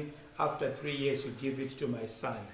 அப்போது இந்த ட்ரஸ்ட்டில் இருக்கிறவங்க கிட்ட இந்த ட்ரஸ்டிக்கிட்ட நான் சொல்கிறது என்னென்னா இந்த ஃபோனை நீங்கள் 3 வருஷம் பார்த்துக்குங்க, அது பிறகு என் மகன்கிட்ட பிள்ளைகிட்ட கொடுத்துருங்க. And my son is the beneficiary. என்னுடைய மகன் தான் இங்கே பெனிஃபிஷரி அப்படின்னு சொல்ல போகிறோம். Okay. So basically when you put something in a trust, number one, it stops you from creditors. If somebody wants to sue me, they come for the biggest item I have. The biggest item I have is my house. But if my house is in a trust, it's no longer in my name. Does that make sense? Yeah, அப்போ so இங்கே therefore it's சொல்லப்படுற protected. எடுத்துக்கிற காரியம் அப்படின்னா, எனக்கு ஏதாவது பெரிய கடன் இருக்குதுன்னா பொதுவாக அந்த கடன்காரங்க வந்து எடுக்கிறது எனக்கு என்ன பெருசாக இருக்குதோ அதை தான் எடுத்துகிட்டு போக பார்ப்பாங்க. அப்போ இந்த வீடு வந்து இப்போ ஒரு வீடு எடுத்துக்குவோம், அது ஏன் பேரில் அது ஒரு ட்ரஸ்ட் பேரில் இருக்குதுன்னா அவங்க அதை வந்து எடுத்துக்க முடியாது. Yeah, and so these are things that are important. Number two, it also helps you from relationship claims. If somebody, if let me just ask you a question. Right now, do you know how you can own property in the UK? You can own property as a single person by yourself. Okay. நீங்கள் இந்த நாட்டில் வந்து எப்படியெல்லாம் நீங்கள் உங்கள் வீடை நீங்கள் பார்த்துக்கொள்ள முடியும் தெரியுமா? நீங்கள் ஒரு வீடை வாங்கினா உங்கள் பேரில் அது இருக்கலாம். Or you can own property as joint tenants, like husband and wife. இல்லைன்னா நீங்கள் கணவனும் மனைவியும் உங்கள் 2 பேர் பேர்லையும் அந்த வீடை நீங்கள் வாங்கலாம். So when you bought a house, if you go to the land registry, it's in both names. அப்போ அந்த நில ரெஜிஸ்ட்ரி அங்கே போனீங்கன்னா இப்படி வீடு வாங்கியிருந்தீங்கன்னா உங்கள் 2 பேர் பேரும் அதில் காணப்படும். So when I pass away, they simply remove my name and leave my wife's name on, and she owns the house. நான் இறந்து போயிட்டேன்னா என்னுடைய பேரை அந்த லேண்ட் ரெஜிஸ்ட்ரி அவங்க எடுத்துருவாங்க, என்னுடைய மனைவியுடைய பேர் மட்டும்தான் இருக்கும். So what if my wife decides to remarry and get a second husband? What happens to that house? அப்போ நான் வந்து என்னுடைய மனைவி வந்து திருப்பி அவங்க திருமணம் பண்ணணும்னு நினைக்கிறாங்க. அப்போ அவங்க இன்னொரு நபரை திருமணம் பண்ணுறாங்க. அப்போ அந்த வீடுக்கு என்ன ஆகும்? Who owns that house? அந்த வீடை யார் பேர், அது யார் உரிமை கொண்டாட முடியும்? Sorry? No, both of them. இல்லை, மனைவி இல்லை, It's 2 பேருமே அதை உரிமை கொண்டாட முடியும். Not the husband. Even though if the husband hasn't bought the house, the law says by virtue of marriage, if you marry somebody, you become joint owners. That's what the law says. சட்டம் என்ன சொல்லுதுன்னா, நீங்கள் ஒருத்தர் திருமணம் பண்ணீங்கன்னா அவங்களுக்குரிய சொத்துக்களும் உங்களுக்கு அது பங்கு வரும் அப்படின்னு சொல்லி சொல்லுது. If my wife dies before that husband, who owns the house now? இப்போ அந்த 2வது கணவருக்கு முன்னதாக என்னுடைய மனைவி வந்து இறந்துட்டாங்கன்னா இப்போ அந்த வீடு யாருக்கு சொந்தம்? That your husband. Yeah, exactly. So அந்த புது here's an கணவர். example here. So here is a house owned by Kofi and Ade. Kofi, the husband dies and the wife becomes the owner of the house. இங்கே எடுத்துக்காட்ட சொல்லும்போது கோஃபியும் ஆடும் 2 அடியும் 2 பேருமே திருமணம் பண்ணி ஒரு வீடை வாங்கியிருக்கிறாங்க. இதில் கோஃபி இறந்து விட்டார். Okay, and then Ade goes meets Peter in Brixton and they decide to get married. அடேங்கிறவங்க பீட்டருங்கிற ஒரு நபரை பார்த்து அவங்க 2 பேருமே பிரிக்ஸ்டனில் பார்த்து அவங்க திருப்பி கல்யாணம் பண்ணணும்னு விருப்பப்படுறாங்க. That's the second marriage. Now Ade dies before Peter. இங்கே அடேங்கிறவங்க வந்து 2வது திருமணம் முடிச்சுட்டு அவங்க புது கணவனுக்கு முன்பதாகவே அவங்க இறந்து விடுறாங்க. And then the house goes to Peter and Peter can leave it to children from his previous marriage. இங்கே பீட்டருங்கிறவர் வந்து அந்த வீடு அவர் கைக்கு வந்துடுது. அவர் வந்து யாருக்கு வேணாலும், அதாவது அவருடைய முந்தின திருமணத்திலிருந்து வந்த பிள்ளைகளுக்கு போயிடலாம். Just for people to know that when you own property equal with another individual as joint tenants, your share of the property will pass on to your surviving spouse. This is known as the rights of survivorship. You cannot dictate who you want to leave your share of the property. It automatically goes to your spouse. That is the law in the UK. இந்த யூகேல இருக்கிற சட்டத்தின்படி நீங்கள் இறக்குறீங்கன்னா உங்கள் சொத்து ஆட்டோமேட்டிக்காக உங்களுடைய கணவரோ மனைவிக்கோ ஆட்டோமேட்டிக்காக போய் சேர்ந்துடும். அது என்ன சட்டம் அப்படின்னா ரைட் ஆஃப் சர்வைவர்ஷிப் அப்படிங்கிற ஒரு சூழ்நிலை, அப்படி அது ஆட்டோமேட்டிக்காக போய் சேர்ந்துடும். Yeah, so something for you to know. So when you put your house in a trust, it is sort of protected, so that cannot happen. உங்கள் வீடை வந்து ஒரு ட்ரஸ்ட்டில் போட்டிங்கன்னா அது பாதுகாக்கப்படுகிறது, அது ஒன்றும் பண்ண முடியாது. Number 3, why would you need a trust? Well, in the UK, NHS care is free. So when you go to the hospital, a typical stay in an NHS bed is about £500 a night. ITU is about £1,000 a night, just the bed itself. You don't pay anything at all because again the NHS is free at the point of need. இந்த யூகேல பார்க்கும்போது நீங்கள் வந்து ஒரு மருத்துவத்துக்காக நீங்கள் ஒரு ஹாஸ்பிட்டலில் போய் அட்மிட் ஆகிறேன் அப்படின்னா உங்களுக்கு வந்து ஒரு நைட்டுக்கு 500 பவுண்டு, ஒரு கிரிட்டிக்கல் கேர்னால் அது 1000 பவுண்டு கிட்ட வந்து சேரும். அது எல்லாமே இலவசம். But when you need social care, if you go into a nursing home or residential care, நீங்கள் ஒருவேளை you have to pay for that. It's not free. நீங்கள் அந்த ஹாஸ்பிட்டல்லேருந்து சோஷியல் கேர் இல்லை ஒரு நர்சிங் ஹோமுக்கு நீங்கள் போனீங்கன்னா அது காசு ஆகும். அது வந்து ஃப்ரீ கிடையாது. And then if you got certain amounts of funds, if you got anything above £32,000, you will pay for your care by yourself. நீங்கள் 32,000க்கு மேலே வச்சுருந்தீங்கன்னா அந்த கேருக்கு நீங்கள் சொந்த காசு நீங்கள் போட வேண்டியிருக்கும். And the cheapest nursing homes are around £800 to £1,000 a week. இங்கே சீப்பஸ்ட்டாக இருக்கிற கேர் ஹோமுக்கு வந்து 800லேருந்து 1000 பவுண்டு வாரத்துக்கு. So it won't be long before your money is used up.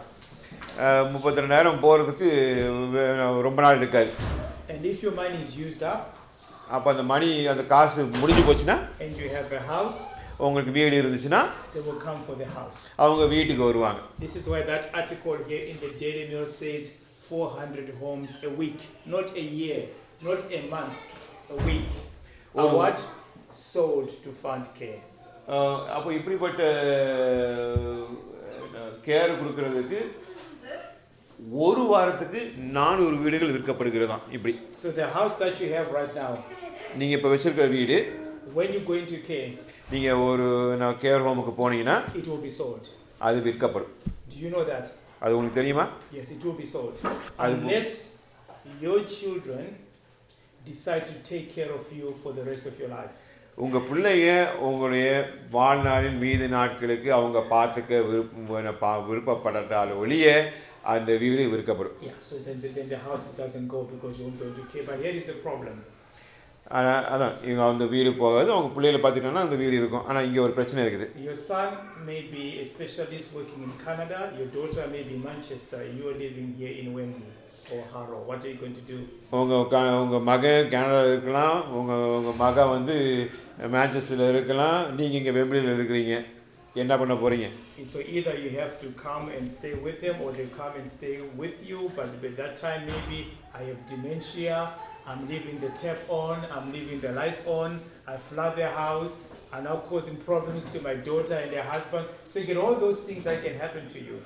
இங்கே நீங்கள் பார்க்க வேண்டிய காரியம்னா, எனக்கு ஒரு டிமென்ஷியா வந்துச்சுன்னா நான் வந்து வீட்டில் தண்ணியை திறந்து விட்டுருவேன். அங்கே பெரிய வீடு ஃபுல்லாக தண்ணி ஆயிரும். நான் கணவருக்கு, என்னுடைய மகளுக்கும் அவருடைய கணவருக்கும் நான் ஒரு பெரிய ஒரு பிரச்சனையாக வந்து நிற்க போகிற ஒரு சூழ்நிலை பார்த்துங்க. The other thing is just pay for private carers. இன்னொரு காரியம் ப்ரைவேட்டாக வந்து பார்த்து கொடுக்குற கேரர்ஸ், அவங்களுக்கு கொடுக்குறது. So all those things are there. But again, just know if your house is in a trust, then obviously when they do the assessment, because when you need a nursing home or residential home, they do what's called a financial assessment. They can see what you have. So now when they do an assessment on me, for example, yeah, they find that let's see if he's got a house, because my house I would put it in a trust years ago, so therefore my house is safe for my children.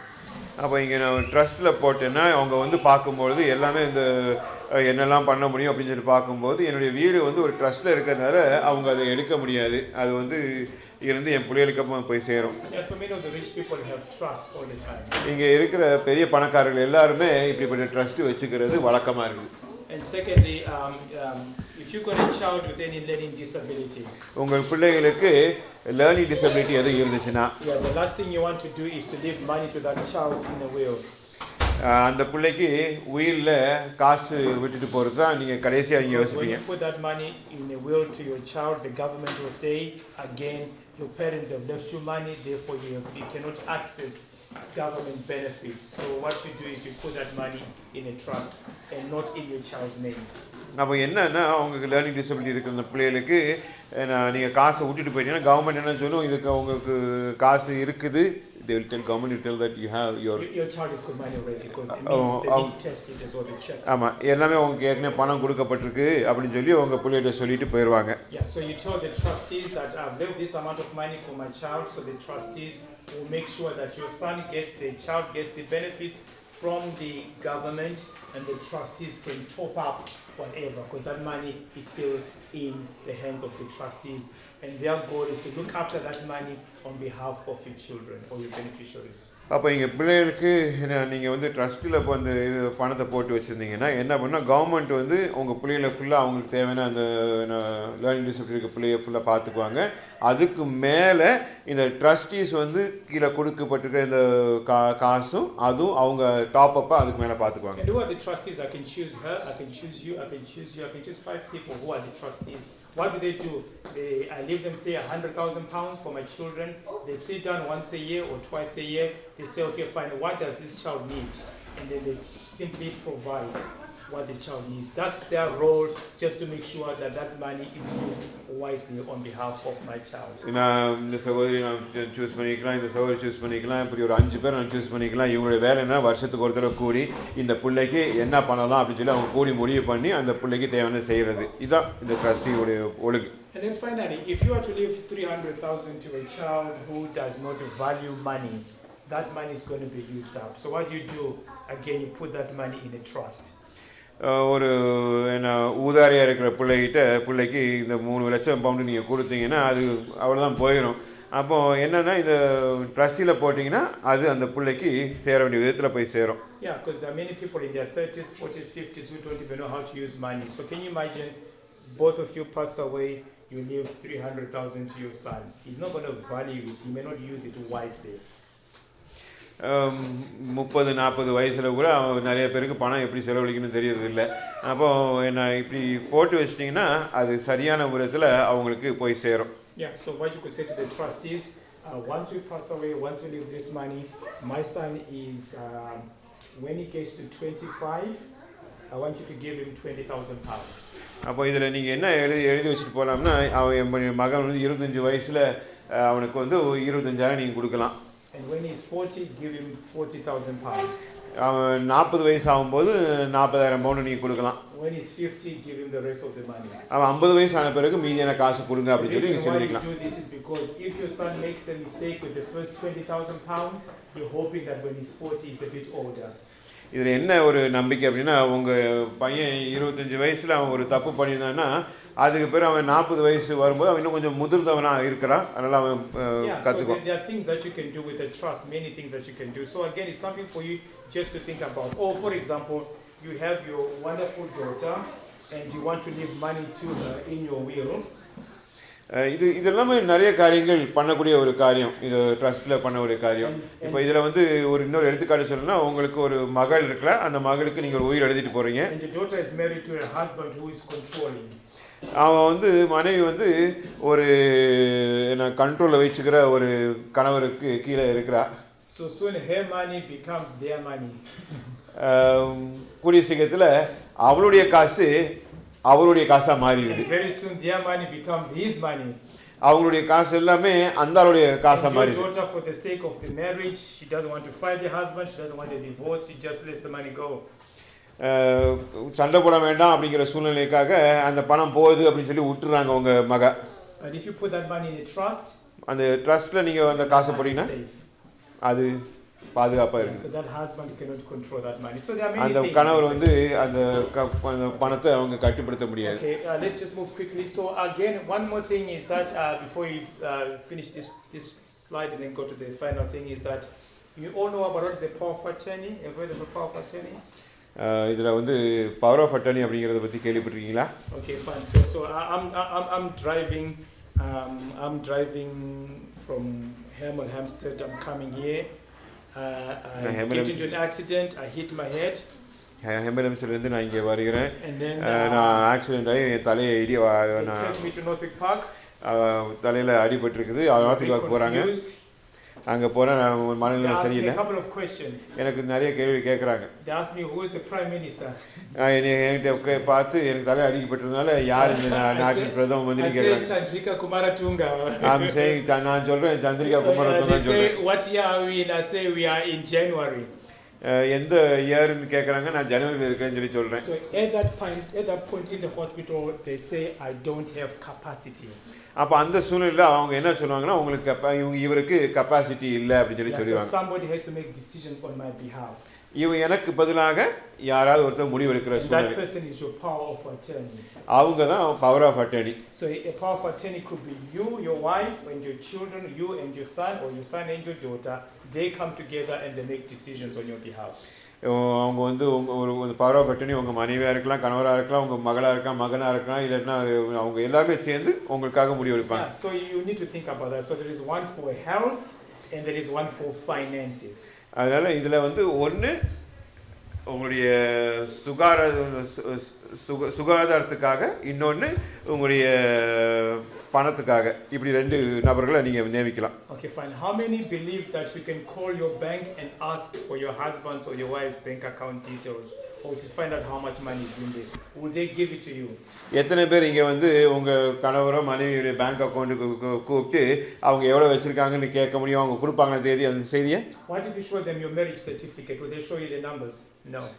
உங்கள் married certificate கொடுத்தோன்னு அவங்க காமிப்பாங்களா? Because what will say to you is one thing. We need either a power of attorney or a letter of authority. அவங்க கேட்குறது வந்து power of attorney கேட்பாங்க, இல்லைன்னா power of authority. Yeah. Letter of authority. Just because you are married, you have no access to your husband's funds or wife's funds unless you've got a joint account. Joint account இல்லாத காரணத்தில் நீங்கள் வந்து மற்றவருடைய நீங்கள் கல்யாணம் பண்ணதுக்காக உங்களுடைய மனைவியோ இல்லை கணவனுடைய அக்கௌண்ட்டை நீங்கள் கேட்க முடியாது. Okay, now I've got lots of money in my account. It's in my name. I'm running a business. I need to pay people, but because I've lost capacity in the meantime, I can't access my bank, because when I lose capacity again, I can't access money in my account. So therefore, now these workers need to be paid. நான் ஒரு நிறுவனத்தை நடத்திக்கிட்டு இருக்கேன். அந்த நிறுவனத்தில் இருக்கும்போது நிறைய மக்களுக்கு நான் காசு கொடுக்க வேண்டியது இருக்குது, சம்பளம் கொடுக்க வேண்டியது இருக்குது. இப்போ நான் அடிபட்டு இவங்களுக்கெல்லாம் காசு கொடுக்கப்படணும். So my wife goes to the bank, she brings in my marriage certificates and she brings in my will. என்னுடைய மனைவி வந்து எங்களுடைய திருமண சர்டிஃபிகேட் எடுத்துகிட்டு போகிறாங்க, என்னுடைய உயிரை எடுத்துகிட்டு போகிறாங்க. Will the bank give her access to my account? அவங்க அந்த பேங்க் அக்கௌண்ட்டுக்கு அவங்க என் மனைவிக்கு பார்க்க விடுவாங்களா? No, anyone? No, because the will only works when I'm dead. But if I'm alive, what works is the power of attorney. நான் அந்த உயிரை வந்து நான் மரித்தா தான் அது செல்லுபடி ஆகும். ஆனால் இந்த பவர் ஆஃப் அட்டர்னி நான் உயிரோடு இருக்கும்போது அது செல்லுபடி ஆகும். Yeah, so it's something to think about, because again, if you lose your capacity, you want somebody to make decision for you. Now let's move quickly. இதில் வந்து நான் சுயநலவு இழந்துட்டேன்னா யாராவது எனக்கு முடிவு எடுக்கணும்னா இந்த மாதிரி காரியங்கள் நீங்கள் செட் பண்ணி வைக்கணும். Okay, how many types of pensions are there? எத்தனை வகையான பென்ஷன் இருக்குது? Which one do you know of? I know the NHS pension. That's okay. NHS pension. Okay, so you've got 3 types of pensions. 3 வகையான pension இருக்குது. First of all is your state pension. State pension, yes. So this is where whenever you get paid on your pay slip, it says NI, National Insurance. National Insurance னு சொல்லும்போது உங்க பேமெண்ட்ல உங்க சம்பளம் கிடைக்கும்போது அந்த NI. So you work for 35 years in the NHS. NHSல நீங்க 35 வருஷம் வேலை பார்த்தீங்கன்னா So they give about 175 to 200 pounds a week. ஒரு 175 ல இருந்து 200 பவுண்ட் வாரத்துக்கு கொடுப்பாங்க. Okay, so it's not going to be a lot of money because it's not going to last you that long. அது அவ்வளவு தூரத்துக்கு பிரயோஜனம் இல்ல. So you get this pension when you get to 68. இங்க அடுத்து வந்து 68 வயசு ஆன பிறகு உங்களுக்கு இந்த பென்ஷன் கிடைக்கும். But at the same time you've got what is called a work based pension, which is where you contribute and the NHS contributes. Work based pension அப்படிங்கும்போது உங்க வேலை சம்பந்தமான ஒரு பென்ஷன், நீங்க காசு கொடுக்கும்போது உங்க NHS உங்களுக்கு காசு கொடுக்கும். Okay, and finally you can also have a private pension. இன்னொரு மூன்றாவது காரியம், ஒரு பிரைவேட்டாகவும் நீங்க பென்ஷன் வச்சுக்கலாம். So this is the money that will look after you one day when you retire. இது one day when you retire. Okay, இந்த காசு என்னன்னா நீங்க ரிட்டையர்மென்ட் ஆகும்போது அது ஒரு நாள் அது உங்களுக்கு பிரயோஜனமா இருக்கும். Yeah, so you must know exactly where your money is going, because once you retire you cannot get a loan once you've retired. So you need to make sure you have enough money to look after you when you retire. நீங்க retire ஆகும்போது உங்களை பார்த்துக்கொள்வதற்கு நீங்க ஏற்ற பணத்தை வச்சிருக்கீங்கன்னா once நீங்க retire ஆயிட்டீங்கன்னா அதுக்கு எவ்வளவு loan கொடுக்க மாட்டான். Okay, this is my pension here. You can look at the numbers here. So I've got 2 pensions and these are NHS pensions. But again, when I retire, I will get a lump sum and then they will be giving me something like £1,065 a month. That's my work-based pension. இது என்னுடைய work base pension. இதில் வந்து நான் retirement ஆன பிறகு எனக்கு மாதம் எவ்வளோ கொடுப்பாங்க, வருஷத்துக்கு எவ்வளோ கொடுப்பாங்க, ஒரு தோராயமாக 1065 பவுண்டு எனக்கு மாதம் கிடைக்கும். Okay, and then on top of that, I will get my state pension, another £800, so it will come to about £1,800 a month. That's for my pension. இதுக்கு மேலே என்னுடைய ஸ்டேட் பென்ஷன் வரும். அது ஒரு மாதம் 200 பவுண்டு 800 பவுண்டு கிட்ட வரும். அப்போ சேர்த்து பார்த்தா 1865.75 பவுண்டு எனக்கு மாதம். So you must know exactly what you're getting to make sure you're reaching your goals. என்ன உங்களுக்கு மாதம் வரும் அப்படிங்கிறத நீங்கள் தெளிவாக தெரிந்திருக்க வேண்டும். அப்போ தான் உங்கள் கோலை நீங்கள் அச்சீவ் பண்ணீங்களான்னு தெரிஞ்சுக்க முடியும். And as we finish off, we talk about children. முடிக்க மன்னமாக பிள்ளைகளை பற்றி நான் பேச விரும்புகிறேன். How many have investments for children or ISAs or bank accounts? எத்தனை பேர் பிள்ளைகளுக்கு ஐசா இல்லை பேங்க் அக்கௌண்ட் நீங்கள் எடுத்துருக்கீங்க? Is it a bank account? Bank account. Bank account வச்சுருக்கீங்களா? Bank account? No? Bank account, okay. Yeah, you need to open up investment vehicles for your children, but not a bank account. What you need to open up is what you call an investment ISA. Investment ஐசா, அது invest பண்ணுறதுக்கு ஒரு வழிமுறைகளை இங்கே வச்சுக்கணும். அது bank அக்கௌண்ட்டை காட்டிலும் இது செய்கிறது சரியான காரியம். Very, very important because your children are still young. That money grows faster because they have time. ஏன்னா உங்கள் பிள்ளைகள் சின்ன பிள்ளைகளாக இருக்கிறாங்க. இந்த காசு வெகு சீக்கிரத்தில் அது வளரக்கூடிய காசாக இருக்குது. Okay, I mean these are some examples of investment. Let me just go through this before I come to an end. But basically, let me just give you an example. Let's just say you've got your child, she's working, and you found a place where you can put that money and it's giving a 10% interest per year. நீங்கள் ஒரு account நீங்கள் is it? Yeah, it's an investment giving a 10% per year. Okay, 10% உங்களுக்கு வருஷத்துக்கு கொடுக்குற ஒரு investment பிளானில் நீங்கள் போடுறீங்க, காசு போடுறீங்க. And your child is 25. உங்கள் பிள்ளை வந்து 25 வயசு. And they put in just £100 a month. ஒரு மாசத்துக்கு 100 பவுண்டு போடுறாங்கன்னு For the வச்சுக்கோங்க. next 40 years. அடுத்த 40 வருஷத்துக்கு அவங்க போடுறாங்க. Earning 10% interest. அதுவும் 10 வருஷம் 10% interest. If you start at 25, your child will have £637,000. 25 வயசுல அவங்க ஸ்டார்ட் பண்ணாங்கன்னா அவங்க காலத்துல அவங்களுக்கு 6,37,000 அவங்களுக்கு கையில இருக்கும். But if you wait for your child until they are 26, they will make 576,000, but they lose £61,000 waiting 1 year.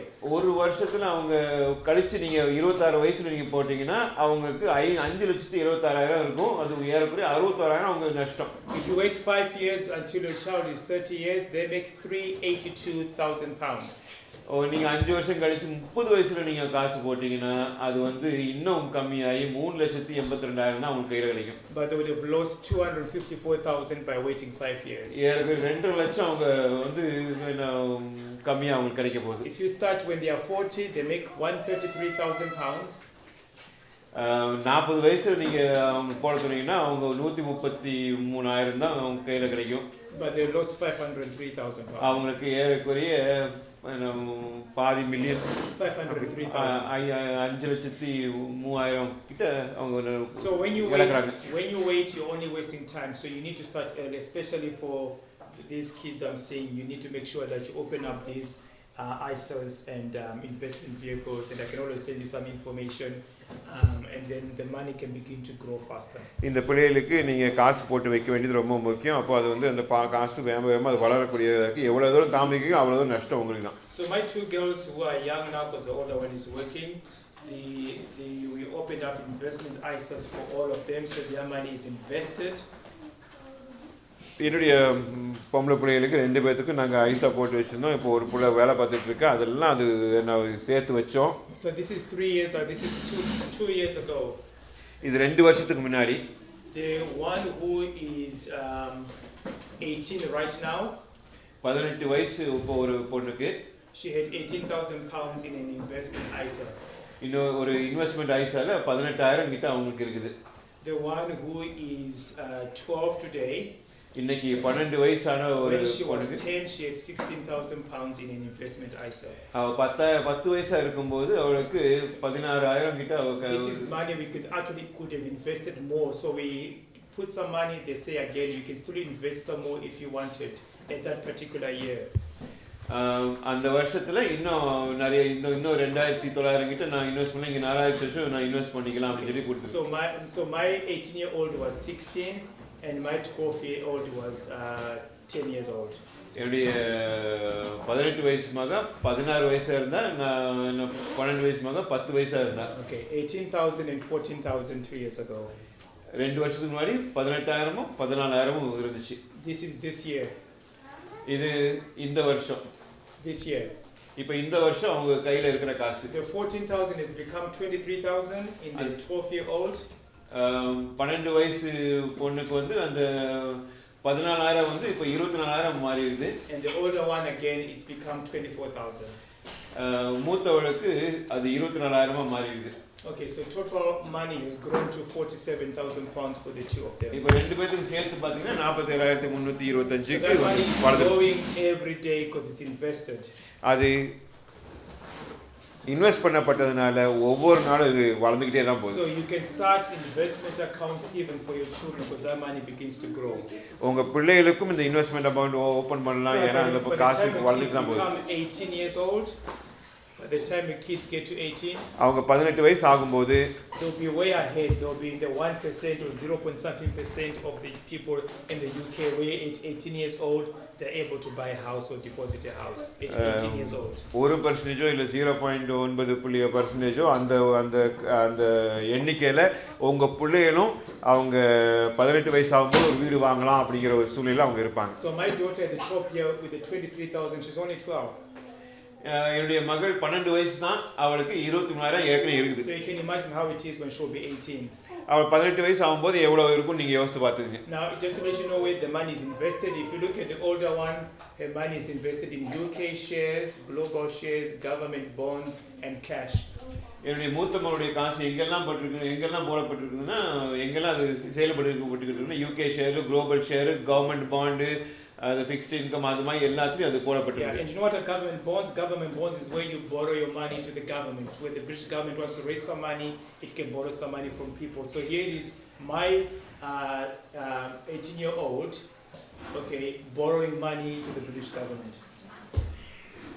இங்கே இந்த கவர்மெண்ட் பாண்ட் அப்படிங்கிறது வந்து என்னன்னா ஒரு கவர்மெண்ட்டுக்கு தேவையான காசை மக்களுக்கு வந்து அவங்க ஒரு பாண்டு மூலமாக வாங்கிக்கிறாங்க. இப்போ இங்கே யூகே கவர்மெண்ட் வந்து இங்கே மக்கள்கிட்ட இருந்து வாங்குற மாதிரி சொல்லலாம். And the young one has more money in different things. She's got into financial, she's got oil and gas. So when petrol went high, she was making more money. She's also got money in basic goods, commodities, healthcare and technology.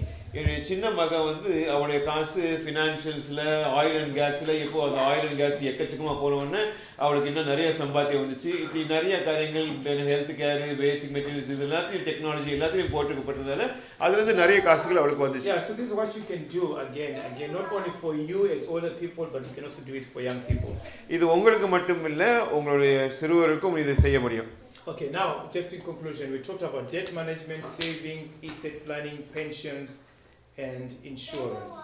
நம்ம கடன் emergency fund இல்லை சேவிங்ஸை பற்றி பேசினோம், ஒரு estate planning பற்றி பேசினோம், pension ரிட்டையர்மெண்ட்டை பற்றி பார்த்தோம், இன்சூரன்ஸ் பற்றி பார்த்தோம். If you were to start anything, out of all of them are all important, but which one is the most important? இது எல்லாமே முக்கியம் தான், இது எல்லாமே முக்கியம் தான். இதில் இந்த 5ல் எது ரொம்ப முக்கியம் அப்படின்னு பார்த்தோம்னா debt management. Anyone else? Savings, yeah. Anyone else? வேற ஏதாவது? Yeah? Protection. That's the right answer, protection. So protection is the most important thing. அதான் ரொம்ப முக்கியமான காரியம். The reason why is that paying your debt, saving money, investments, they all take time to build. 10 years, 20 years, 30 years. இந்த dead மேனேஜ்மெண்ட்டோ சேவிங்கோ எஸ்டேட்டோ இது எல்லாமே நாட்கள் பிடிக்கும், 20 வருஷம் 30 வருஷம் 40 வருஷம் அப்படின்னு சொல்லி. So even if I get a good investment that's giving me say £1,000 a month, இன்னும் நான் நல்ல ஒரு இன்வெஸ்ட்மெண்ட் ஒரு மாதம் 1000 பவுண்டு கிடைக்கிற மாதிரி எல்லாம் இருக்குதுன்னு வச்சுக்கோங்க. something happens to me, I die after 6 months, my wife will get £6,000. ஏதாவது ஆச்சுன்னா நான் அடுத்தது 6 மாதம் கழிச்சு ஏதாவது ஆகி போச்சுன்னா என் மனைவிக்கு 6000 பவுண்டு கிடைச்சிடும். But if I'm insured for £400,000, நான் ஒருவேளை ஒரு 4 லட்சத்துக்கு நான் வந்து insure பண்ணப்பட்டிருக்கேன்னா, and if I die after 6 months, 6 மாசம் கழிச்சு நான் இறந்து போயிட்டேன்னா, my wife gets 400,000. என் மனைவிக்கு 4 லட்சம் பவுண்ட் With கிடைக்கும். that 400,000, what she can do? She can pay off the debts.